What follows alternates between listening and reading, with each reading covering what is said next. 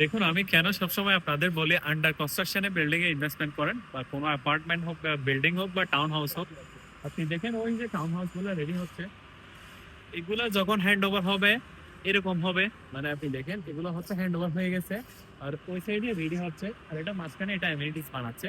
আর এখানে আপনি দেখেন ওরা লাগুনস রেডি করতেছে, মানে রাস্তা সহ সবকিছু রেডি করতেছে slowly slowly.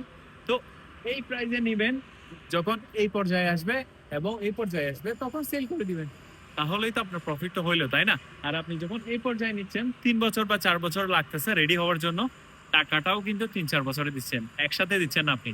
Just 20% down payment দিয়ে বুক করে নিলেন, এরপর কনস্ট্রাকশন 3 থেকে 4 বছর নিল, হ্যান্ড ওভার হয়ে যখন এই পর্যায়ে আসবে, আপনি কিছুদিন রেন্টে রেখে বা কিছু বছর রেন্ট না রাখলেও আপনি চাইলে সেল করে একটা ভালো প্রফিট আনতে পারেন। So that's how you can make money in Dubai. আর আপনি যদি প্রবাসী হয়ে থাকেন, দুবাইতে ইনভেস্টমেন্ট করতে চান, you can reach out with. Thank you so much.